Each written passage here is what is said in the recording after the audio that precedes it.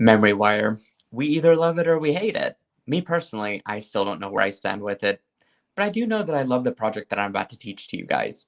For those of you that are tuning in for the first time, my name is Nilay Patel. I'm the owner, designer, and educator here at SilverSilk and more, and my job is to bring you guys fun, inspirational projects using SilverSilk.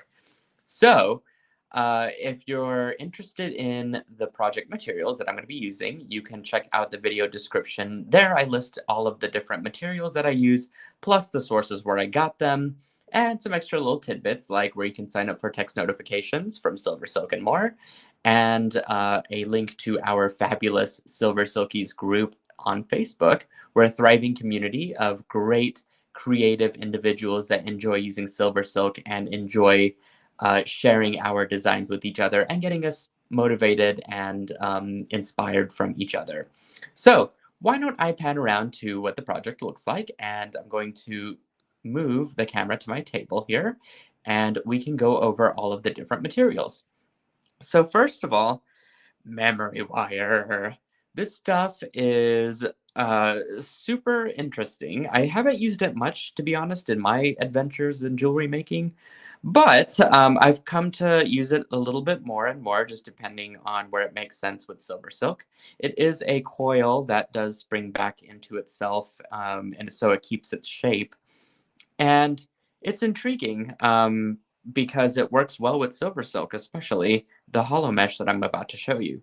So for this, I'm just using 1, 2, 3 coils. This one recoils back into itself essentially. So this one's just a 3-coiled wrap bracelet, but you can really go crazy and make an entire wrist full of coils if you'd like. Personally, I think the 3 is a great number, and it doesn't take too long to string up. So I recommend the 3-coil for this project. So I'm going to set that out to the side.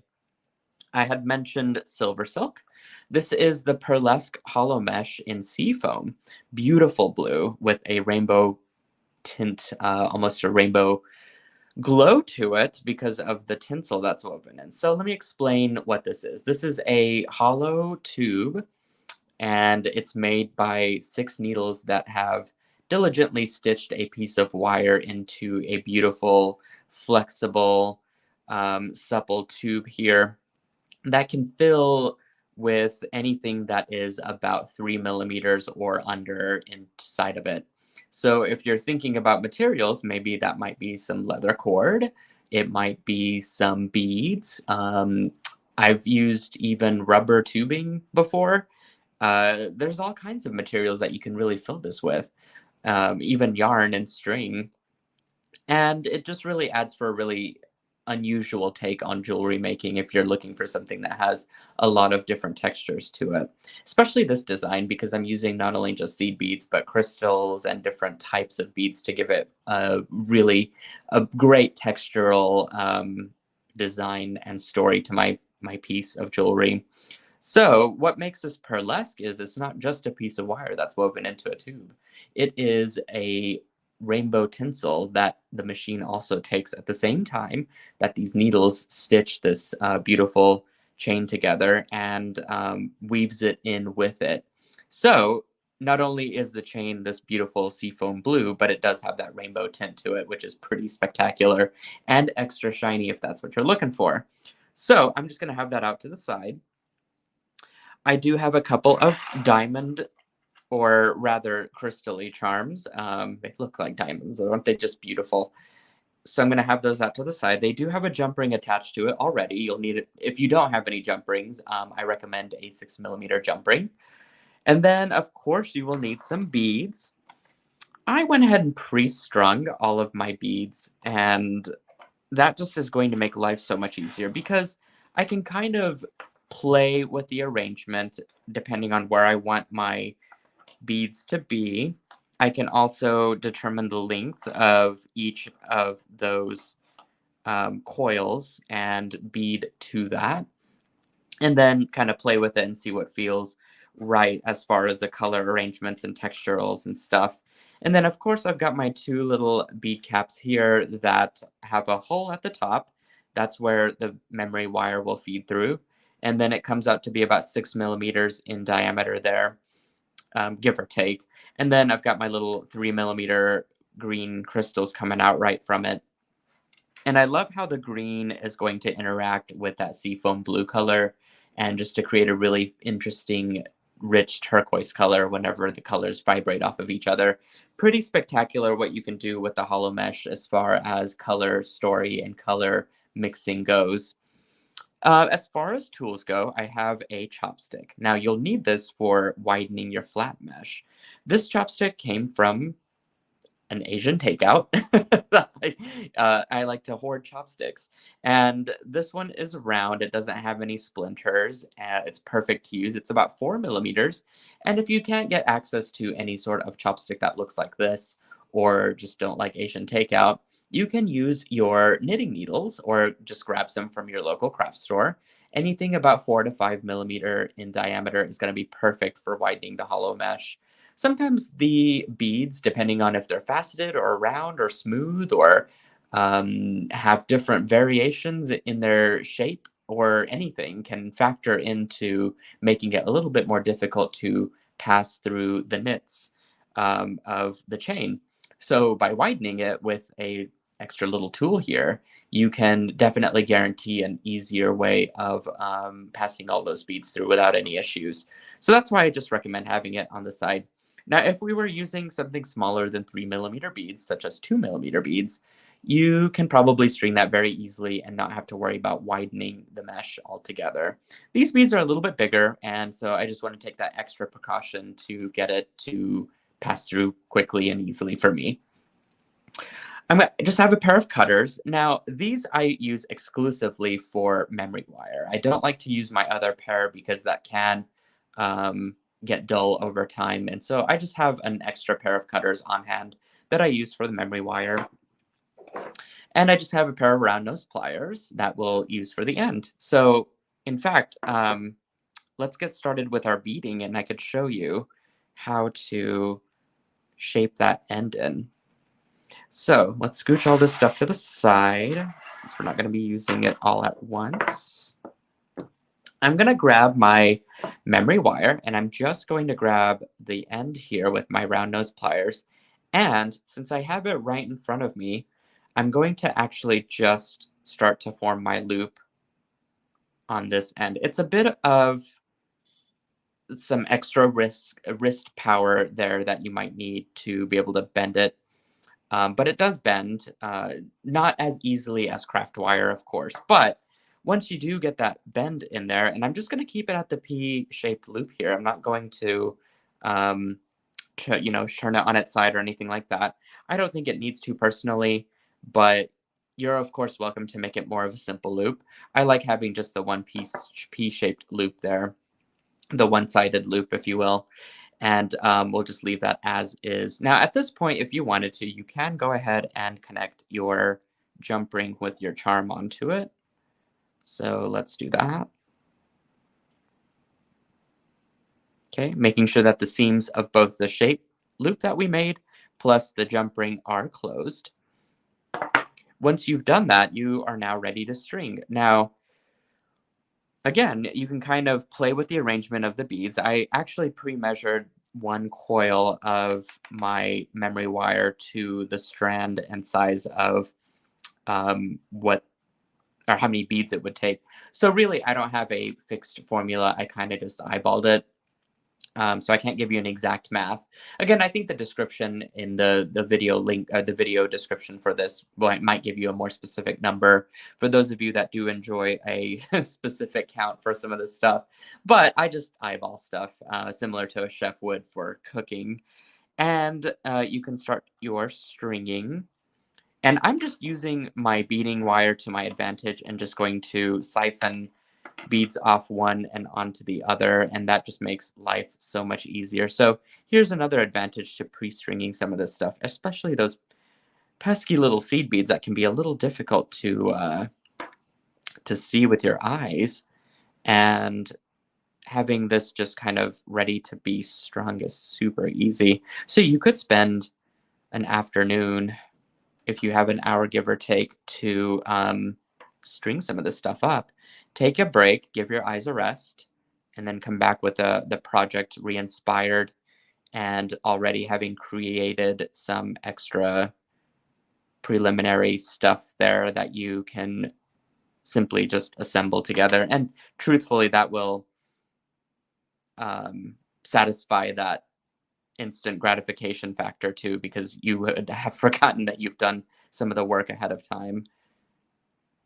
Or maybe you haven't and you've just been looking forward to it all day. That's a thing too. So you can see that my beads just really easily strung right onto it. Now, I should explain which beads I'm using because these are seed beads in size 8, which are a little bit bigger, definitely friendlier for stringing. Okay, there we go. We just scooched that right down the coil. And I love that they're matte because that's going to add a great textural element to my palette here because I'm using mostly these rich green colors already, and I want to vary up the, let's see, this is probably one reason why I don't like memory wires, trying to figure out those coils. There we go. Okay, so I want to vary some of the textures because my color palette's pretty similar. All right, so now we just have to string our crystals. So I'm going to make sure that my bead cap is facing the direction that I need it to. And then I'll just start to string all of this beautiful crystal right on. And then we'll be ready to insert our hollow mesh.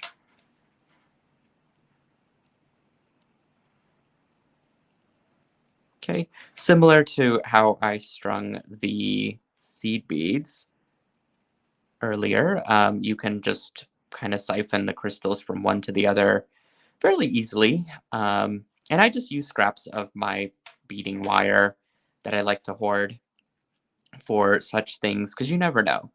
You never know if you'll need those small pieces for an earring or for bead stringing ahead of time. You just never really know. So it's good to just have it on hand just in case. Now the hole might be just a smidge too small to do this pretty efficiently. So what you could do is string from one to the other just by kind of moving it off one as such, and then directly stringing onto the other because all of those holes are aligned. Okay, there we go. It's about efficiency. There's no right or wrong way to do this. It's just a matter of what is going to go quick, easy, and fun with your stringing or your jewelry making, really.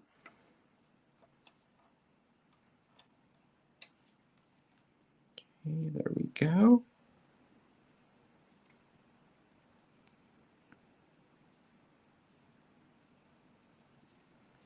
Just a few more here.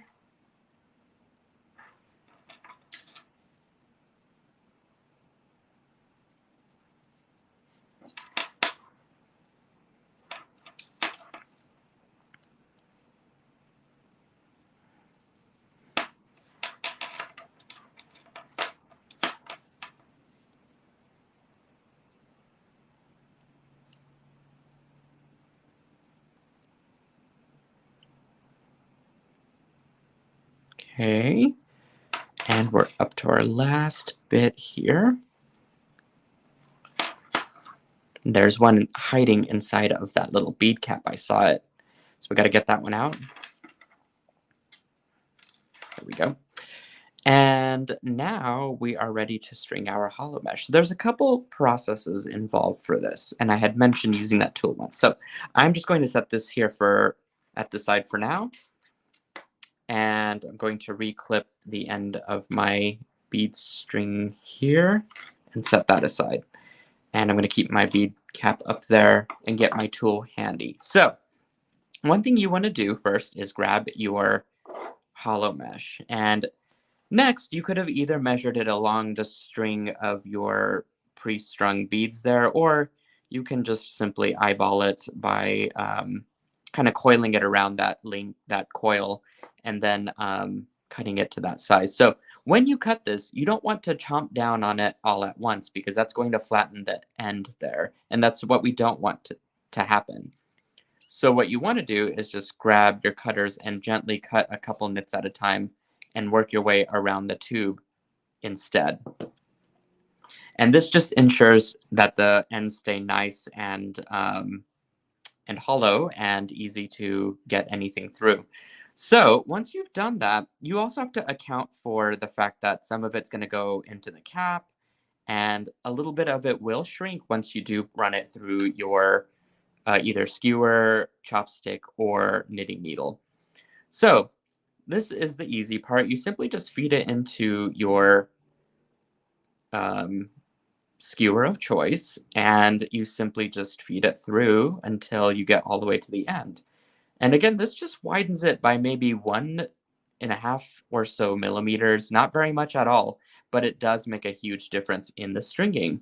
So if you're using, again, 3mm, up to 3mm beads to run inside of your hollow mesh, you'll definitely want to widen it. Now, after widening it, you can see that the sizing is going to be just exactly perfect for putting right over our beads there. So to do this, if you string it directly, you're going to have a hard time pushing it through because, as you can see, that little end just wants to go out every single knit hole there is. So to string it easily right over it, you're going to grab the end and you're just going to create a little hook. This hook will also prevent beads from coming out just in case you decide that you have a telephone call and you got to drop your design on the table and run and get that call. That's okay. You can do that because your beads are not going to fall out since you have that little hook there. So now you just string it right through very easily. And it should just go over your beads quite nicely. As you can see, I have 0 issues. Perfect. And isn't that color overlay just gorgeous? So pretty. So now what you can do is kind of just separate your bead cap and beads. You want to go over the end of that last bead and then just pinch it shut and make that wire into a little cone here at the end just by pinching it. And that'll help to just keep that wire in place as you fit the end caps on it. And you can do the same thing to the other side as well. Okay, just bring it up. You want to make sure that you're right over that last bead and just keep pressing it until you get enough wire bundled up there, just like that. So you can go back now and cut off your little hook.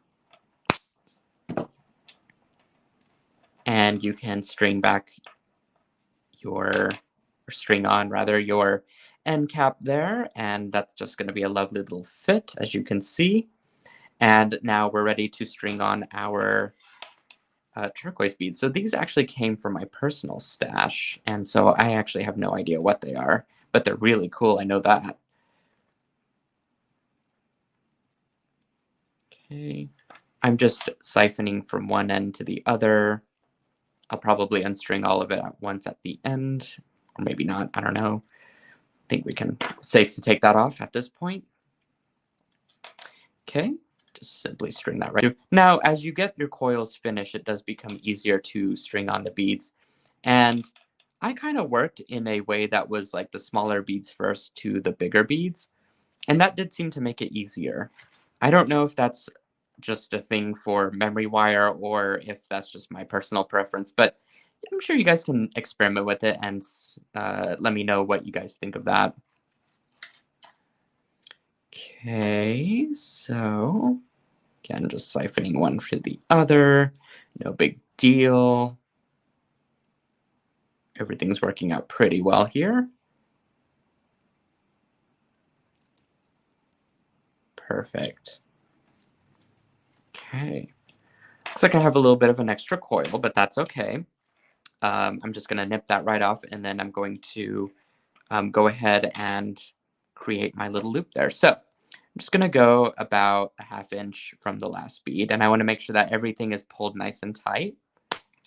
Okay, just clip it off, grab my round nose pliers, and I'm going to make my loop down, facing down so that it faces my little bead caps there, so that these are both kind of facing each other now, those two little loops. I have a little bit of a tinsel sticking out there, so I'm just going to trim that back. And basically now if you just want to make sure that your loop is nice and secure there so that your jump ring doesn't come out, you can basically connect it all together at this point and call it a necklace, call it a bracelet. I bet this would work really cool for a necklace too, actually. I haven't tried that yet, so I guess I need to give memory wire more of a chance. See if it'll grow on me over time. There we go. We got our charms all attached. Whoops, where's our other one? There it is, kind of hiding back there.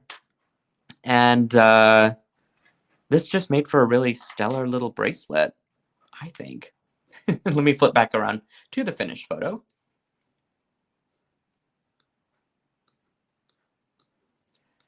All right. Well, guys, I hope you enjoyed this design as much as I enjoyed teaching it to you. Again, my name is Nilay Patel. I'm the owner, designer, and educator at SilverSilk and more. And do check out the video description for all of the little tidbits for this project, the sources of the materials, and even you can sign up for text notifications with that number that's listed below. Just simply type hello to that number and you are automatically added to our ever-growing list. There's a couple other places you can catch me. First is our Facebook group called the SilverSilk Silkies that you won't want to miss out on any of the fun stuff that we do. We do all sorts of events throughout the year together, just keep each other creative, motivated, and excited about SilverSilk. And lastly, you can check me out at Instagram and follow me there. I've got tons of photo inspiration, reels, just other tidbits on there as well. And it's a great place to get inspired. So until next time, I hope you guys stay creative, energized, and excited. And I can't wait for our next tutorial. So I'll catch you later. All right, bye.